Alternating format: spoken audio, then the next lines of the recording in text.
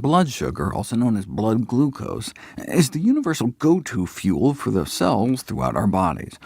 Our brain burns through a quarter-pound of sugar a day. It's preferred metabolic fuel. Our body can break down proteins and make glucose from scratch, but most comes from our diet in the form of sugars and starches.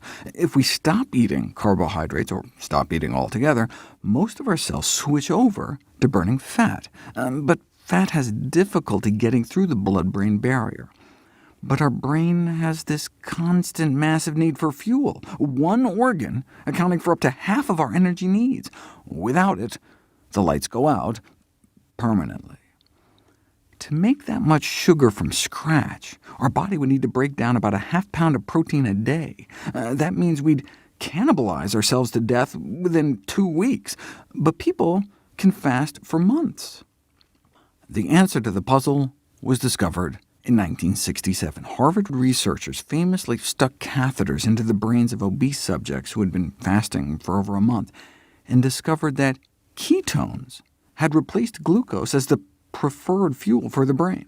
Your liver can turn fat into ketones, which can then breach the blood-brain barrier and sustain your brain if you're not getting enough carbohydrates. Switching fuels has such an effect on brain activity that it has been used to treat epilepsy since antiquity.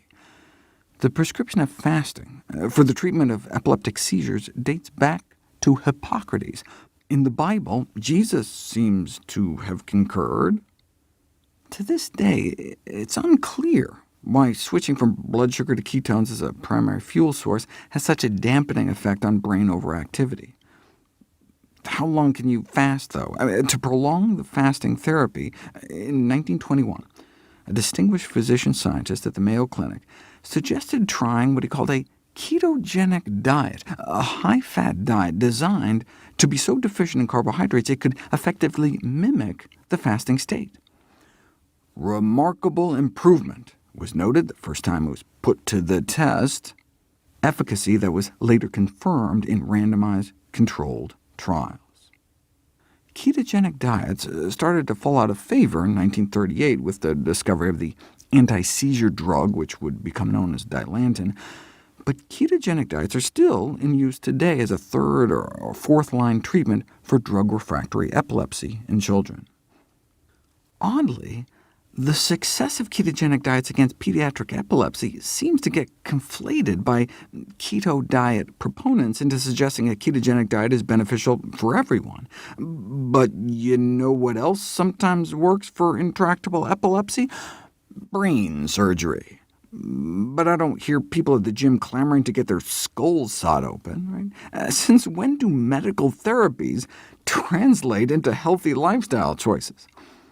Scrambling brain activity with electroshock therapy can be helpful in some cases of major depression, so what, pass the electrodes?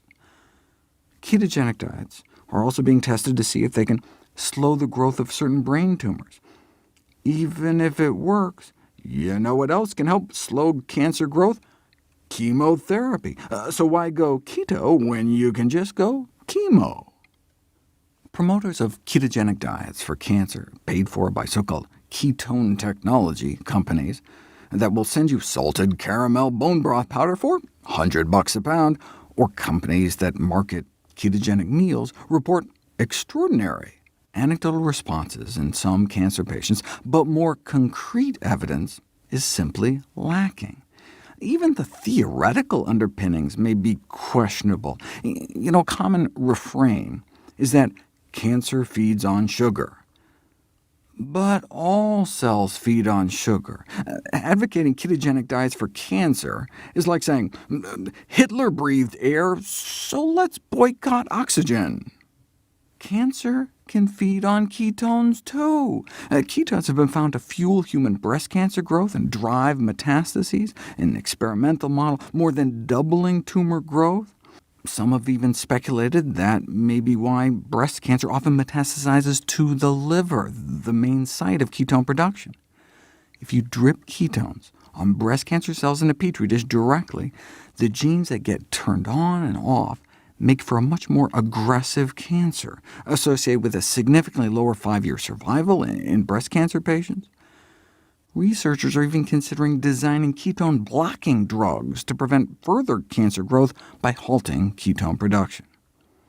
And think about what eating a ketogenic diet might entail. High animal fat intake may increase the mortality risk among breast cancer survivors and potentially play a role in its development in the first place, through oxidative stress, hormone disruption, or inflammation.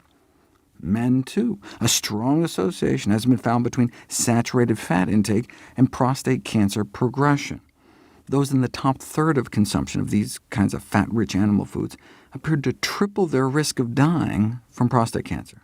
Not necessarily fat in general, no difference in breast cancer death rates based on total fat intake, but saturated fat intake may negatively impact breast cancer survival, a 50% increased risk of dying from breast cancer. There's a reason the official American Cancer Society and American Society of Clinical Oncology breast cancer survivorship care guidelines recommend a dietary pattern for breast cancer patients that's essentially the opposite of a ketogenic diet. High in vegetables, fruits, whole grains, and legumes, meaning beans, split peas, chickpeas, and lentils, and low in saturated fats. So far, not a single clinical study has shown a measurable benefit from a ketogenic diet for any human cancer. There are currently at least a dozen trials underway, however, and the hope is that at least some cancer types will respond.